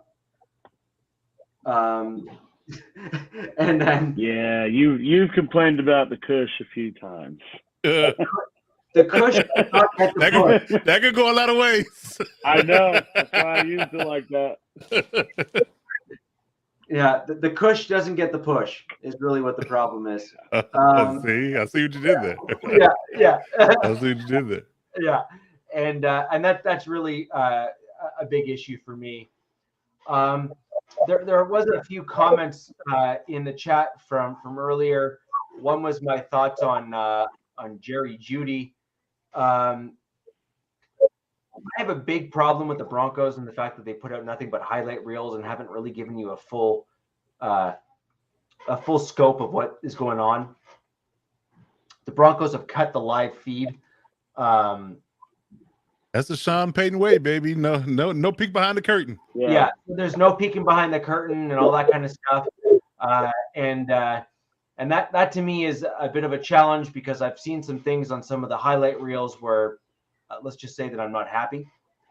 And yet they want to highlight the fact that the certain thing happened and isn't that amazing? And it's like, well, yes, if things were exactly perfect, just like those plays were, then yes, I'd be ecstatic. But guess what? Real games don't work that way. So stop your nonsense. And so that's kind of an issue that I have with what I saw there. I'm going to bring up another question here from fan of the show, Port. What have we done to address our OL issue, our offensive line issue? Adelaide. Pardon me? Adelaide? Yeah. So if you want my honest answer, not as much as I would like. However, I will give credit where credit's due. I think that McGlinchey will generally fit a Sean Payton offense so long as he can actually walk and get on the field. That is a big question mark, though. Lloyd Cushenberry, I think, will ultimately fail miserably just because I don't think he's a great fit for the NFL, and certainly not for the Denver Broncos in our culture. Where I am happy, though, and this is something where I think it's important, where I'm going to be critical, but also saying that I think it was a good pickup. I think Ben Powers was a great pickup at our left guard. I think he is an upgrade. I think he's just a mauler. He's just an angry dude.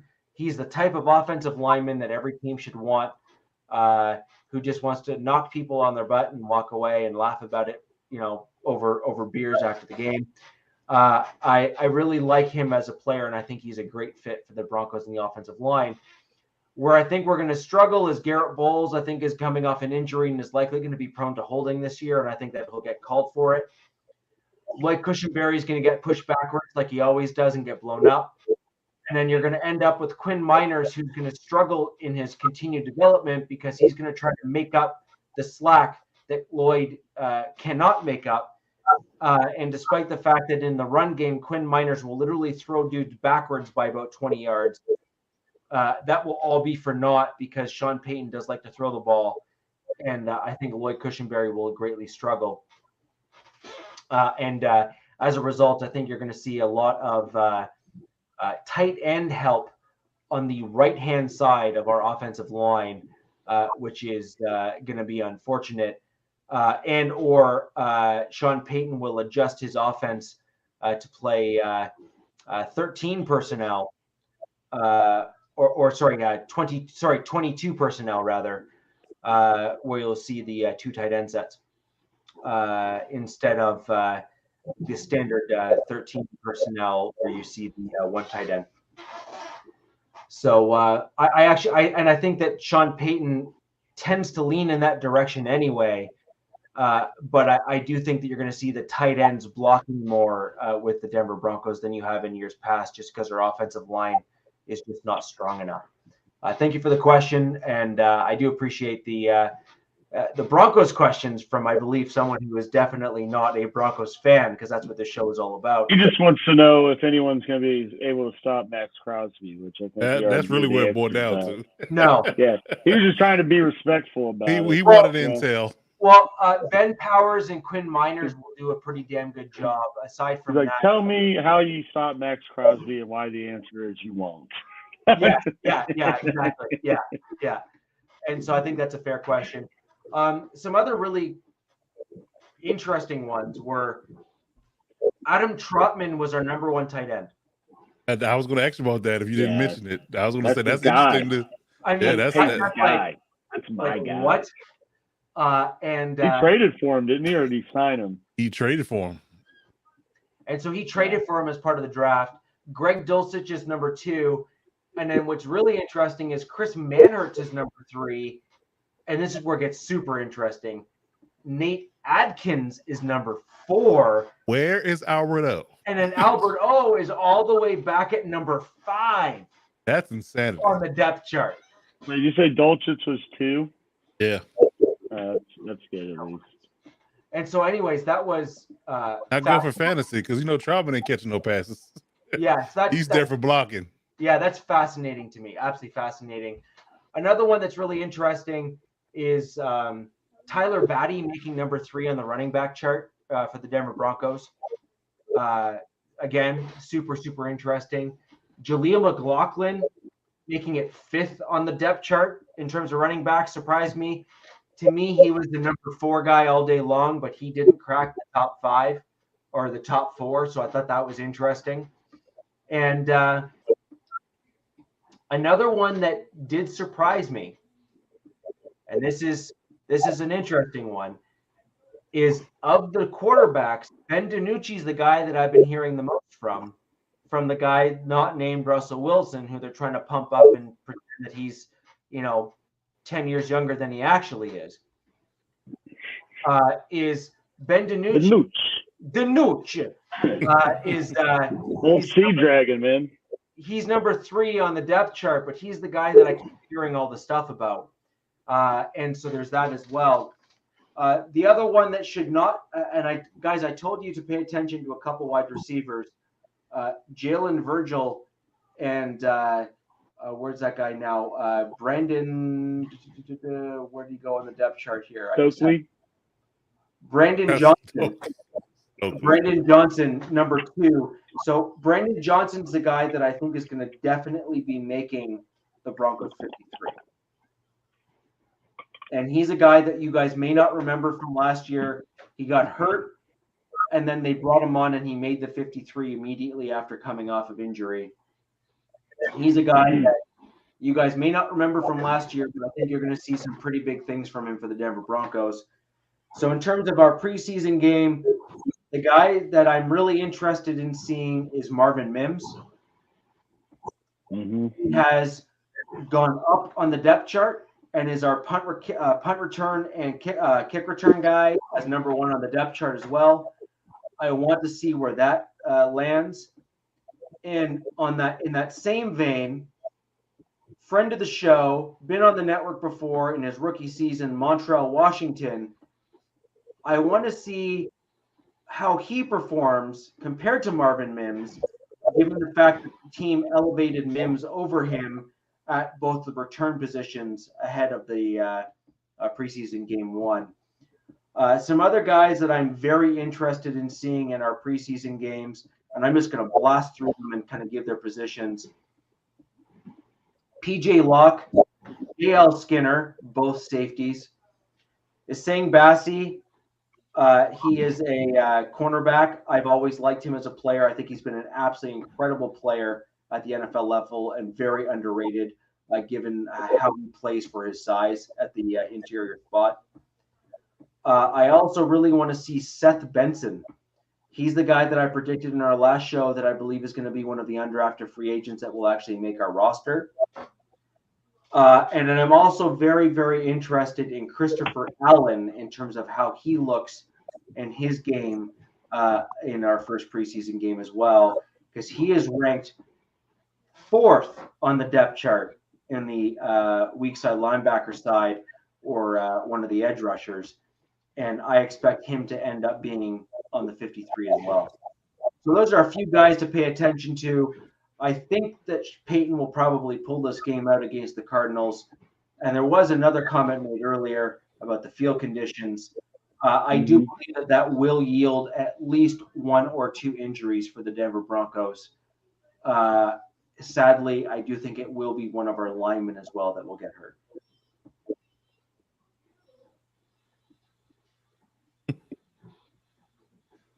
Hope not. That's all I can really say. Hope not. Yeah.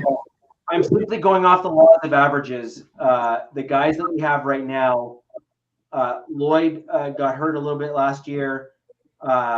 Miners had a little nick up, but he was fine by and large. McGlinchey's already not going to play. I mean, Garrett Bowles is coming off of an injury. And so if you're dealing with an injury that you're already, kind of not all the way back on yet, or at least going to mentally question, which is for those who haven't actually been hurt really badly and played sports. Alex, I know you had a pretty major injury. The physical isn't always the worst part of it. It's largely the mental. Oh, yeah. And in my opinion, Garrett Bowles is going to have to overcome that mental bit. And I think if you have bad feeling, you get hurt. That was Bowles, BC. That was Bowles. His wife bagged on him, too. That's the best part. That was the best part. I'm now remembering that, yes. That was gold. That was gold. Almost, honey, almost. Oh, man. Too funny. Yeah. You have to appreciate that, though. That was I definitely do. Yeah. Her tweet made it just that but much then, better. I think he did get hurt like that next week, though. Yeah, he did. But Crazy. Either way, I think that I think there's enough that we have that we're probably going to do okay. My major concern, though, I'm just being honest, is I think our depth behind our starters is lacking. And I think that we have a lot of guys that don't fit the current scheme. And I think you're going to start seeing it really show out on the field in the preseason games. And I think we're going to start seeing some injuries also as a result of, just general rust. Yeah. So fair enough. OG, fair enough. What are your thoughts on your Raiders? I mean, so far,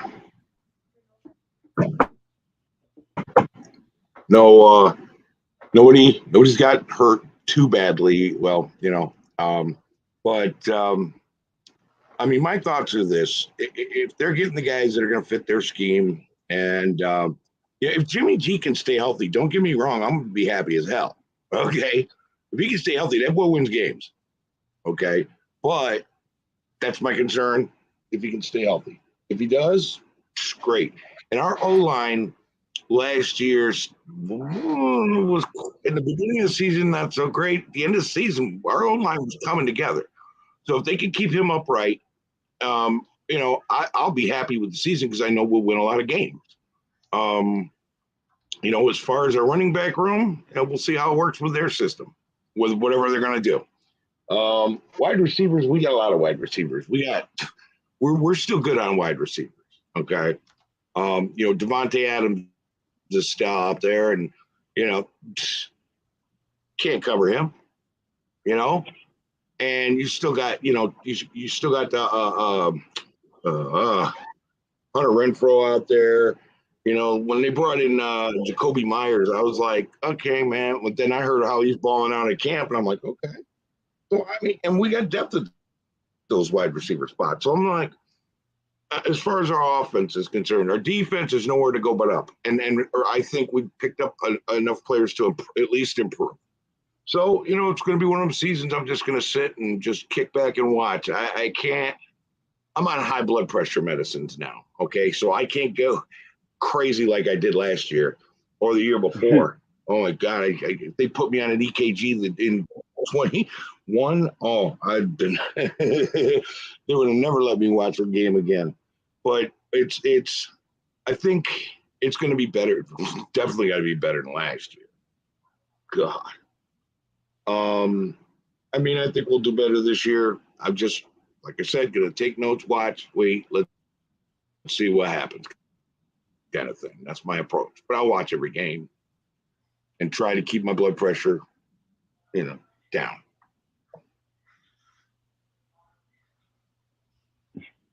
Indeed.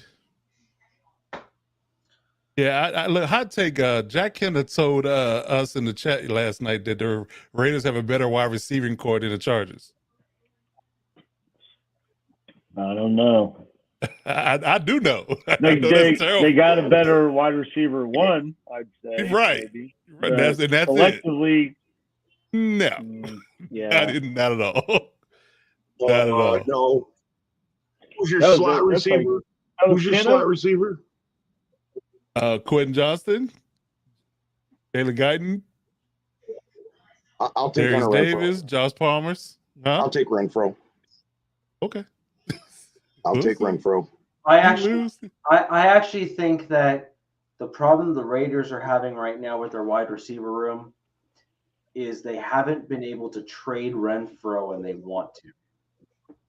All right, so Renfro might not even be there. And OG, I've said this on past podcasts. The NFL right now is moving in such a direction that old school slot receiver that Renfro is no longer does that well at the NFL level.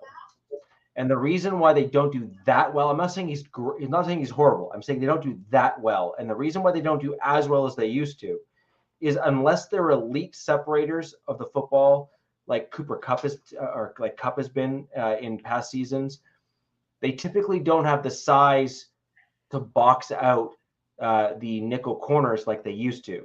And so what you typically see now from most NFL teams is these tight ends are really where it's at now. And the reason is that they are as fast as some of the old school wide receivers used to be, but they're like 6'5" and 240. And so they have the intangibles that the wide receivers that were short and shifty used to have. But now the commodity is big, quick, and shifty. And that's the difference that you're seeing in today's NFL, in my opinion. Okay, well, I'm going to say this. 100 catches, 1,000 yards. There's my Hunter Renfro argument.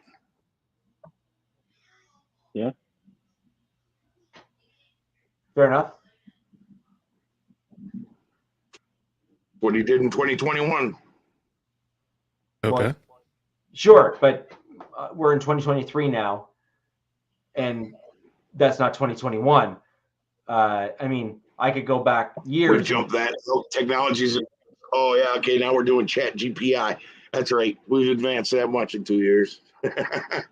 Oh, I don't do chat GPT or all that crap. But my I mean, don't get me wrong. I can see where trends go and all that stuff. And no, I'm just, yeah, well, I don't know. It was GPT. Okay. All right. So it's yeah, old man. But I'm saying is, yeah, things change.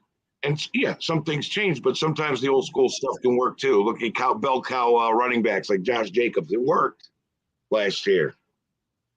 I don't know. I just don't. Some of these changes in the NFL are just, degrading running backs and, oh, no, they can't be this. No, we're not going to actually bring in a linebacker. We're going to bring in a safety and convert him to linebacker. Like all these crazy trends. And that's stupid. What's this kick rule? This kickoff rules. Oh, that thing. I have that's dumb. That's awful. They even talk about adopting the XFL's their kicking style, and I'm like, oh, just start it at 25 and call it a day. Forget kicking altogether. Just don't do it. Don't bother. Just don't bother. Yeah, you just get rid of all the kickers. Yeah. It's stupid because I remember when there was no fair catch. That was fun. Yeah. Two also were like flying around, spearing. Well, I love that stuff. That's my jam. I would much rather see a dude get hit real hard and knocked on his back than to see a guy wave his hands and say, "Please don't hit me."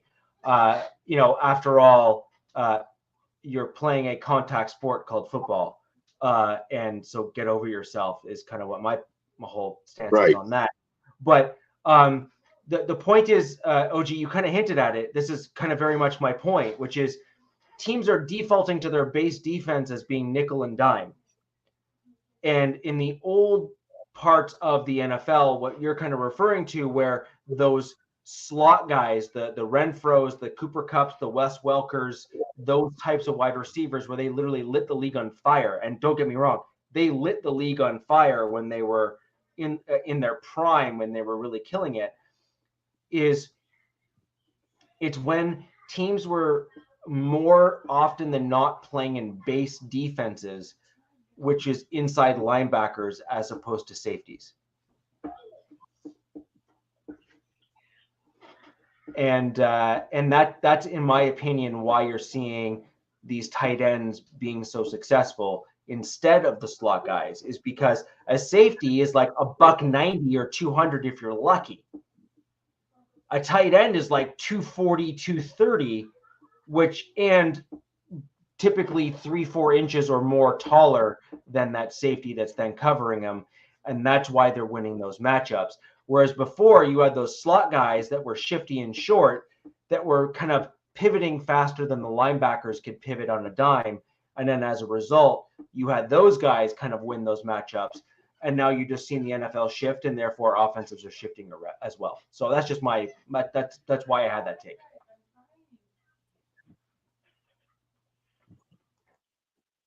All right. Yeah, I know. A lot of changes happen in the NFL, and I understand things like player safety and all that stuff. That's why when they brought in the fair catch, I thought, well, those are some really great highlights that are going to be gone, but I can see.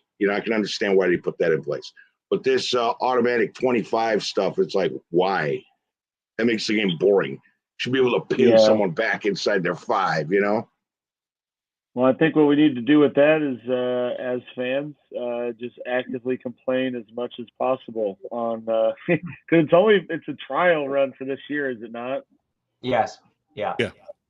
So I mean, because I mean, you're going to see teams like, because why wouldn't people just fair catch and take it to the 25? I mean, because with that mindset, unless you got Devin Hester back there, like, there's really no reason to try anything different. So I think you're just going to end up seeing a lot of teams, just fair catching it. You're not, and that's so it's like the whole special teams components, washed.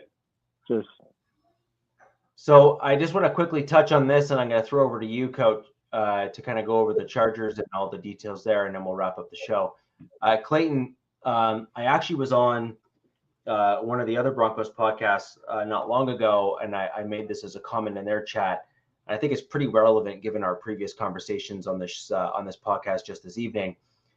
There's generally two methods of thinking when it comes to the defensive side of the ball.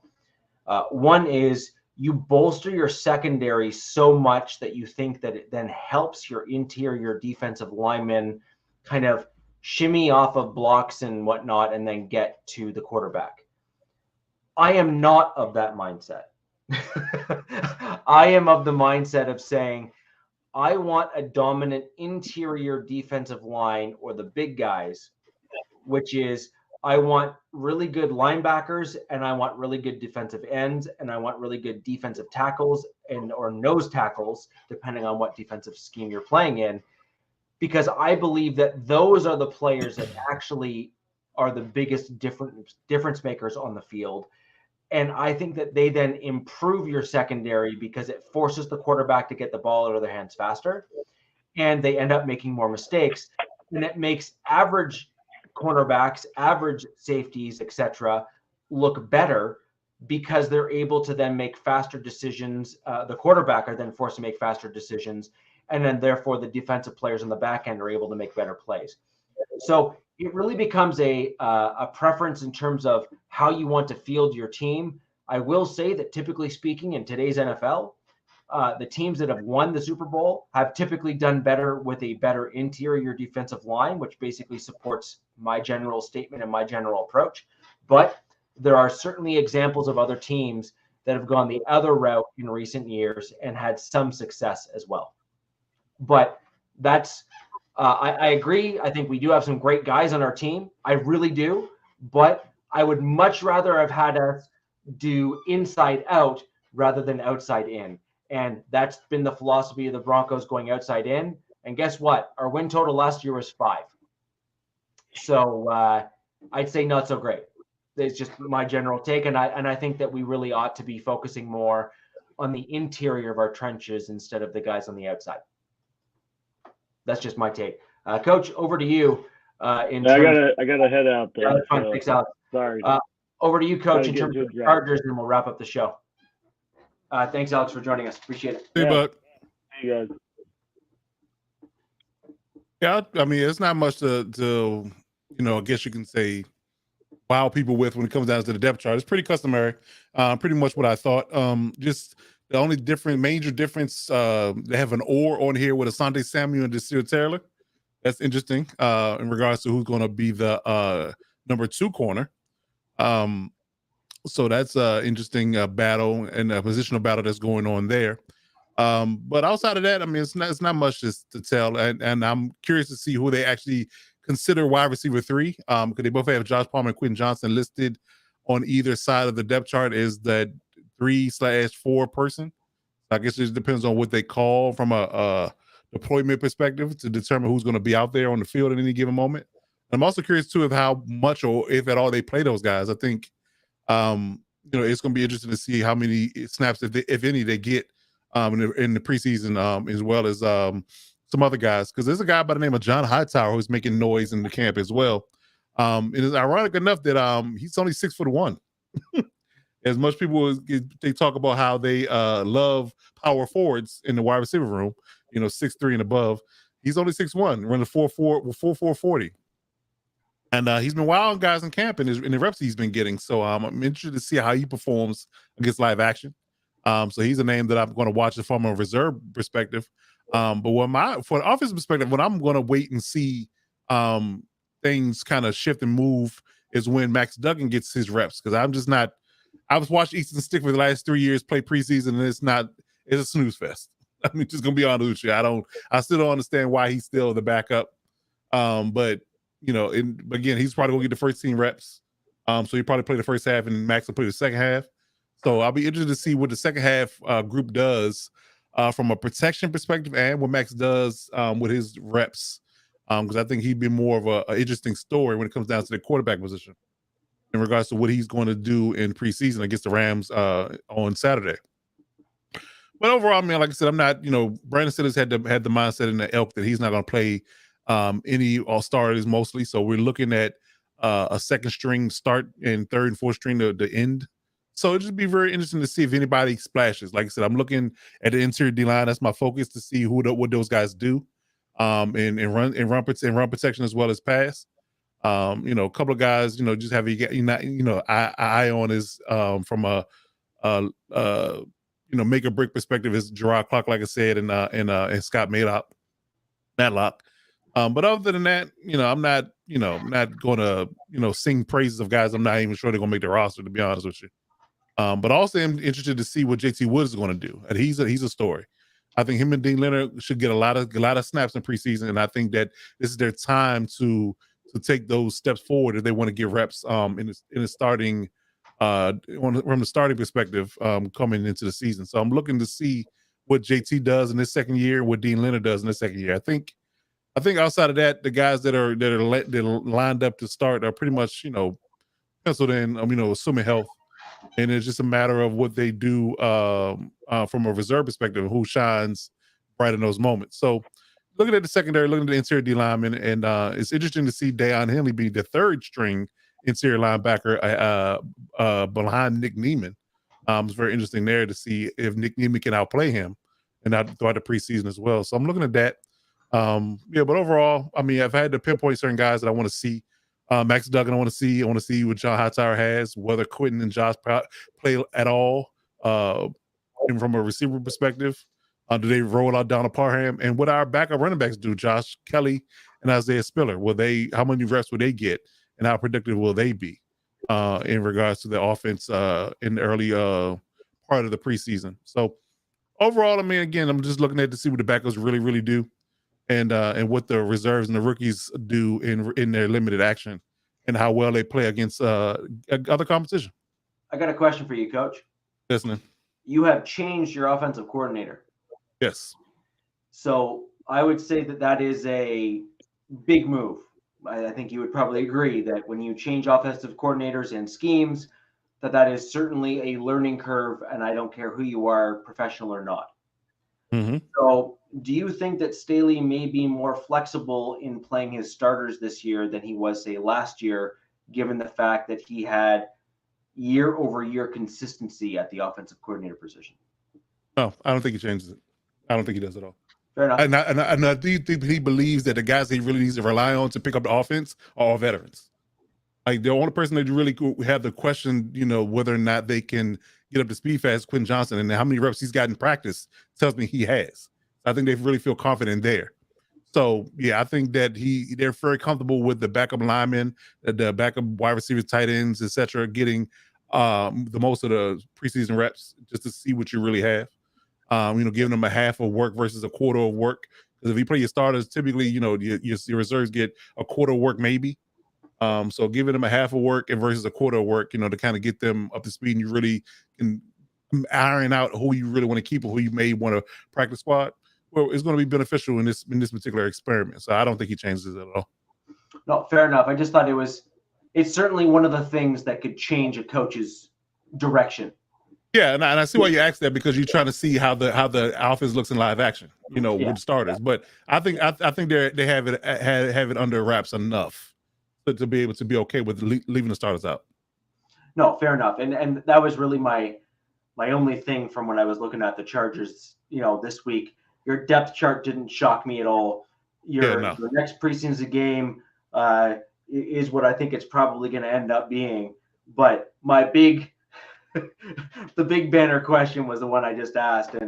And again, frankly, I think it's fair. And I do wonder if Staley might surprise the fan base with saying one thing and doing another, given that circumstance, or perhaps allowing your starters to play more in your second to last or last preseason game to do a little bit more than they otherwise would have normally, given that coaching change. Because I do think that there's some value in that.